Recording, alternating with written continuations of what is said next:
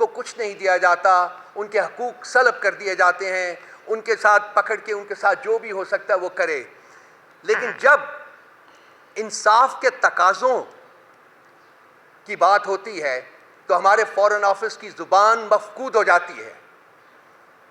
کل اگر آپ ایران کے ریٹیلیٹری اسالٹ کے بعد ان کی سٹیٹمنٹ پڑھیں تو اس میں اسرائیل کا نام لینے کی جرت نہیں ہوئی ہے حکومت پاکستان کو، جو پچھلے 7 مہینے سے غزہ میں مسلمز کا جینوسائیڈ کر رہا ہے.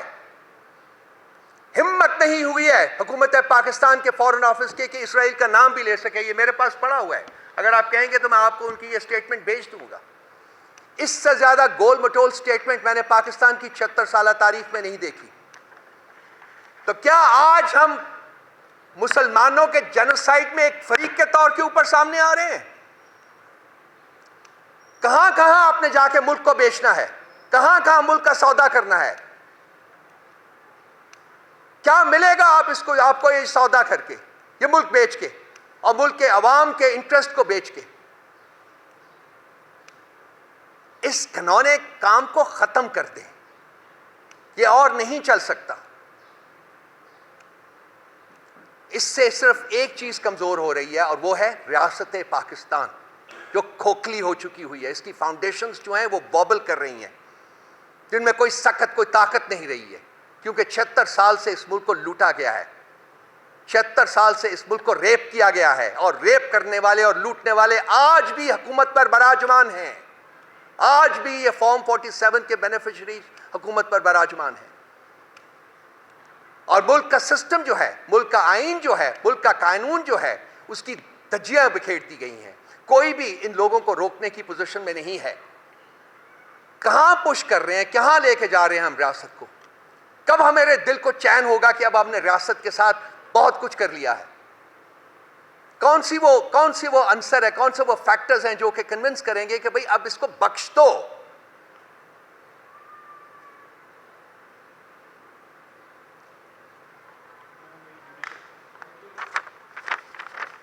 ہمارے اوپر 9 مئی کی تلوار لٹکائی گئی ہے، پچھلے 8 9 10 مہینے سے لٹک رہی، 11 مہینے سے لٹک رہی ہے.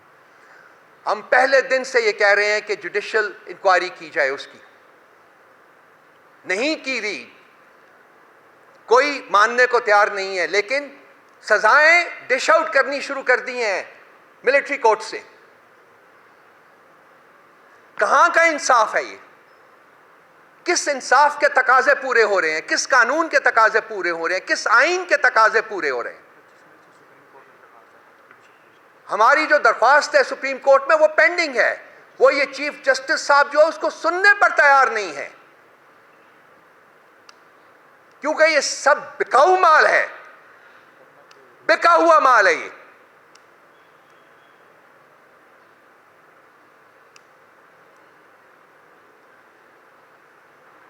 اب یہ جو ہے آپ کا یہ بہاول نگر کا جو ایشو ہوا ہے، اس کے اوپر کوئی ایک انکوائری کمیشن بنا دیا گیا ہے. وہی ٹاؤٹس ہیں، وہ 3 ادر ٹاؤٹس بٹھا دیے گئے ہیں، وہ اس کے اوپر مٹی ڈالیں گے. ہم اس کی بھی انڈیپینڈنٹ جوڈیشل انکوائری کی ڈیمانڈ کرتے ہیں.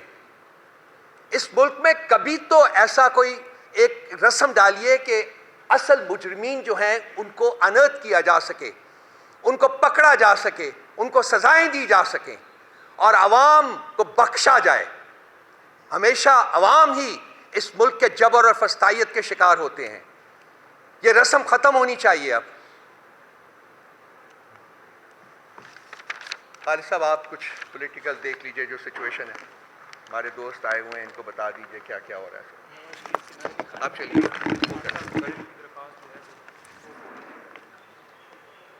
بسم اللہ الرحمن الرحیم. آپ سب کا بہت بہت شکریہ، آپ آئے اور آپ کے ساتھ ہمیشہ ادھر گفتگو ہوتی ہے.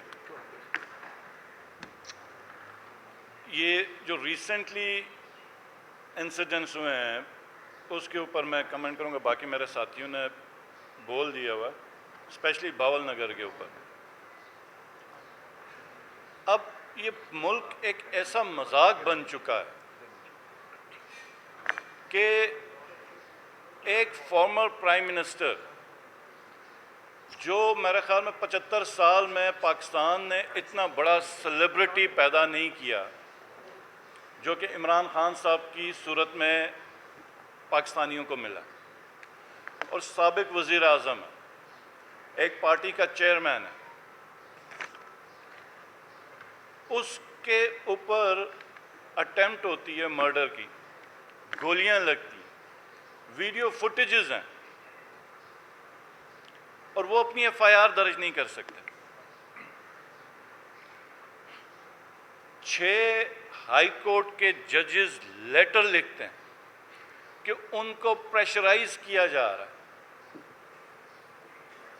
اپنے مطلب کے کیسز لینے کے، جو فیصلے لینے کے، اور اس کے لیے ہر گری ہوئی حرکت اسلام میں چادر اور چار دیواری کا تقدس سے بڑھا، اور بیڈ روموں میں کیمرے لگائے۔ تو یہ پہلا ملک ہے کہ جہاں پر ایک سابق پرائم منسٹر اپنی اقدام قتل کے اپنے اوپر ہونے کی ایف آئی آر اپنی مدعیت میں درج نہیں کر سکتا، ججز الگ انصاف مانگ رہے ہیں، پولیس تھانے میں جا کے مار کے حشر ان کا کر دیا، پورے پولیس تھانے کو توڑ دیا، سی سی ٹی وی فوٹیجز اٹھائیں، اور پولیس ایف آئی آر نہیں کر سکتی۔ مطلب خان صاحب کے کیس میں تو پولیس نے اپنی مدعیت میں ایف آئی آر کر دی، ادھر تو اتنا نظام بے بس ہے کہ اپنی مدعیت میں بھی یہ ایف آئی آر نہیں کر سکے۔ تو اب ایسا جس وقت عالم ہو، حکومت ایک فارم 47 کے اوپر بنی ہو، تو آپ کس سے بات کریں گے؟ یہ تو پورا سسٹم مذاق ہے۔ میں عمر ایوب صاحب کو اور رؤوف حسن صاحب کو اکثر میں اب کہتا رہتا ہوں کہ ہمیں پارلیمنٹ میں کچھ کامیڈینز بھیجنے چاہیے، کیونکہ ان لوگوں کے ساتھ ہم تو آرگیو ہی نہیں کر سکتے، کوئی ڈائیلاگ ہی نہیں ہو سکتا۔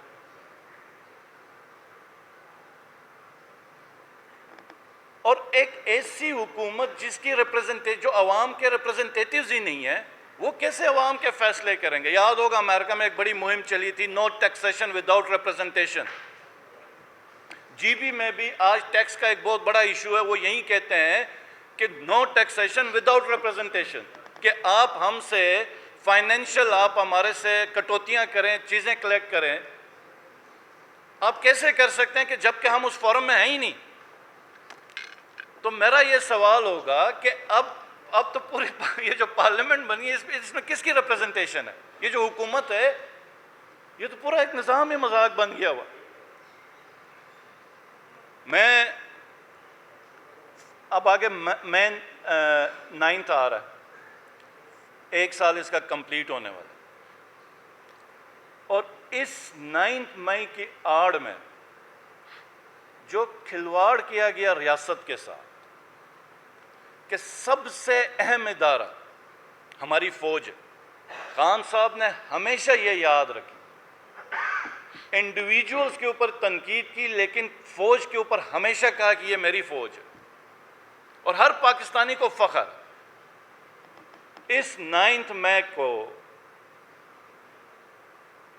کیا ایسا کام کیا گیا کہ اداروں کو بدنام کیا گیا، عوام کے اوپر ظلم کیا، اور تصادم کی ایک کیفیت پیدا کی گئی، اور اس کے اوپر 4-5 دن کے اندر ہم نے کافی پریپریشن کی ہوئی ہے۔ انشاءاللہ تعالی میں خود بیٹھ کے ایک ایکسکلوسیو اس کے اوپر پریس کانفرنس 9 مئی کے اوپر کروں گا، اور بہت زیادہ سوالات ہیں اور اب ہم سوالات پوچھیں گے، ہمارا حق ہے، ہم پوچھیں گے کہ یہ 9 مئی ہوا کیسے؟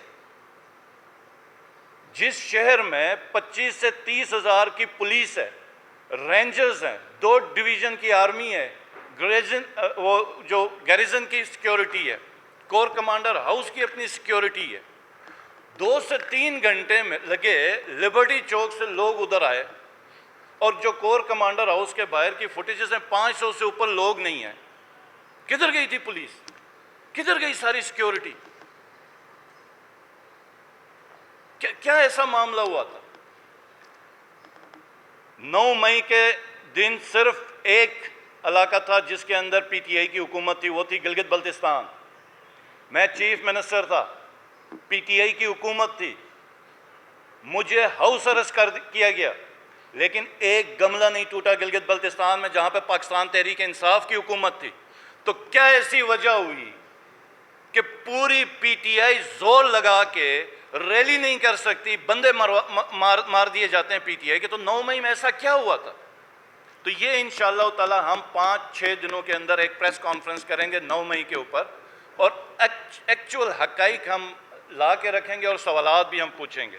لیکن اس وقت جو ایک کنسرننگ چیز ہے، کیونکہ مذاق تو پورا کیا ہوا نظام کا، 4 اپلیکیشنز نیب کورٹ میں خان صاحب کی صحت کے حوالے سے میڈیکل چیک اپ کے لیے دی گئی ہیں.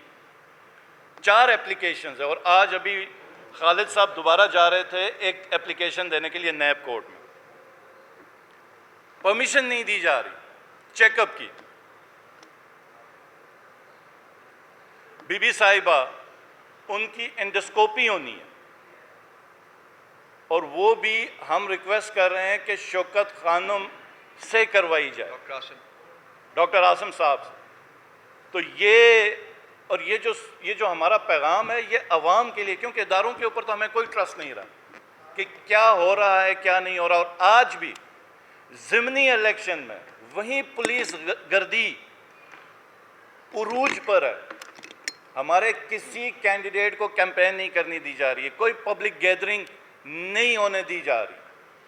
تو یہ انشاءاللہ تعالی یہ اگلا جو ہمارا 3-4-5 دن کے اندر جو پریس کانفرنس ہوگی اس کے اوپر ہم یہ سارا کھول کے بیان کریں گے. بہت شکریہ. یہ سوال جو پوچھے جا رہے ہیں، یہ سوال جو ہیں یہ پائل اپ ہوں گے.